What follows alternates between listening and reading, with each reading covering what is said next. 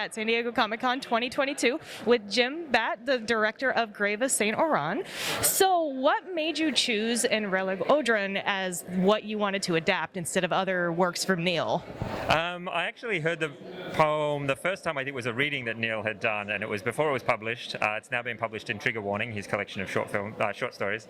And I think it was just like the strange imagery and the way it weaves this story back and forth between like mythology and history, and kind of dives into some pretty dark themes, but at the end of the day is kind of an uplifting story, I think. So yeah, it kind of got stuck in my head.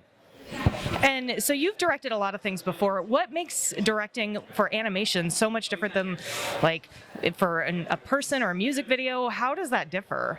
I think because I do live action direction as well. So when you're directing animation, it's always a relief because you're like, we don't have to worry about the weather. We have perfect control. We can build the sets. We can do the lighting however we want.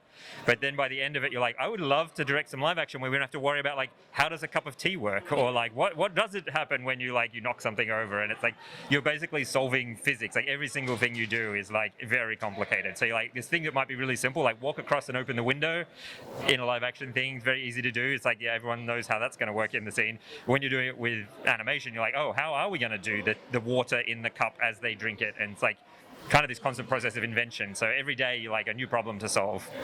It's a very distinctive art style too. It kind of looks like paper mache almost. Was that your decision to do that, or whose decision to make that art style come to life? Yeah, I have worked with paper cutout stuff before, and one of the things I really like about it is the mix of stop motion with illustration. So it means that you can work with artists who don't necessarily have animation backgrounds.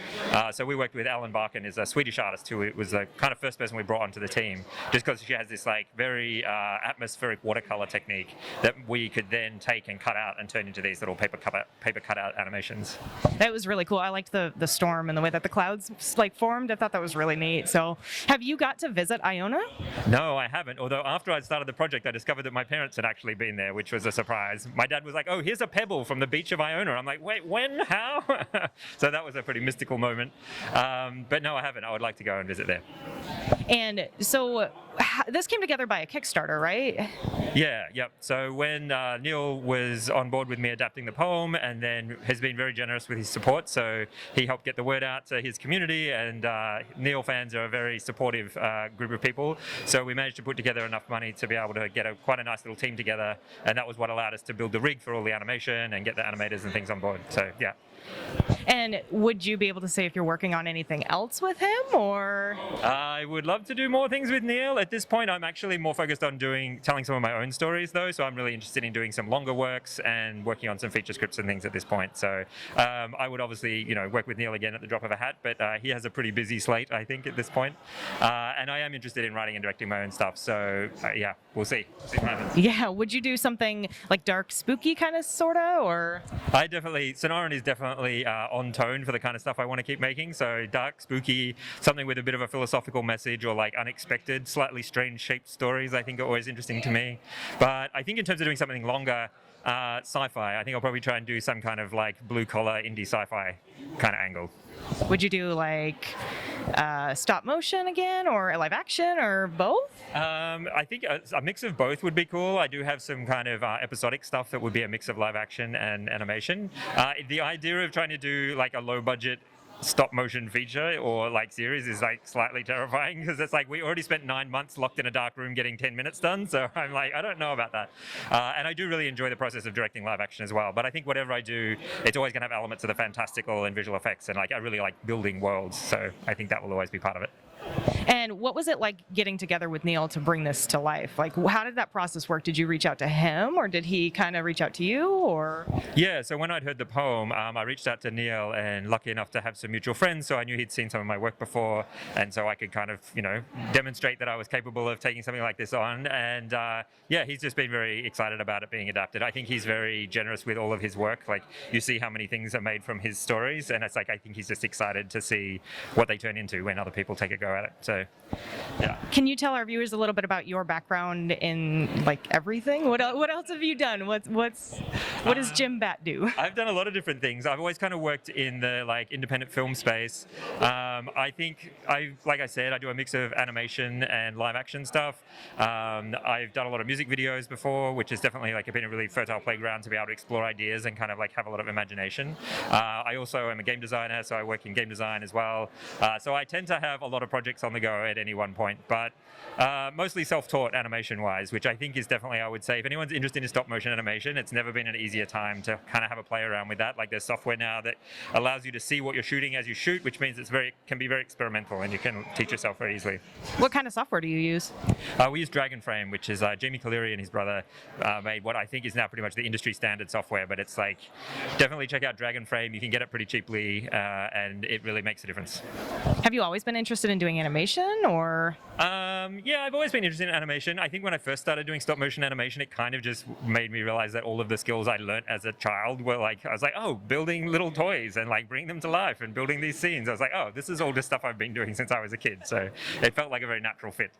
That's awesome. And I had a question and it's gone now. Who would you like dream musician to work with to do a music video for? Who would you want to work with? Dream musician to do a music video with. I haven't done music videos for a while now. I definitely would have had an answer at the top of my head before.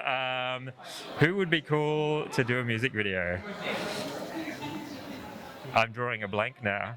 I actually think like I would really like post-rock things, so something like Mogwai would be cool, something where it's like it's just already an amazing soundtrack, where you basically just go, cool, so you've already made this amazing soundtrack, let's make an awesome short film. I think in a way, like, I really love doing it when it's a collaboration with a performer as well, but often there's like a tension where you're like, well, how much do we need to have, like there's a lot more marketing involved. You're like, well, we need to make sure we show you, and like, do we need to show the band, and how does this, like there's a lot of logistical concerns there, but I think it would be amazing to do something for like Godspeed You Black Emperor or Mogwai or one of these bands where they just make these epic soundtracks that you go, well, I don't know that we need to show anyone other than whatever we've decided to make.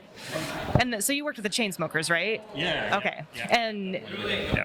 cool. So how was that collaboration with them? Yeah, so that was with my production company, Sharp as Knives, which is also my partner, Kim Bookbinder, and the artist, Molly Crabapple. We do a lot of videos together, which are like time-lapse animations. And so they actually approached us because they'd seen a whole bunch of the work that we've done. And so, yeah, that was just working with them and their record label. And we took their song and we kind of found a way into it and a story that fitted where, like, it was a bit of a different take on what the song was about. And then they signed off on kind of the concept, and then we showed them like some initial drawings. But the time-lapse animations we do a very particular process because it's all live drawing that we then animate.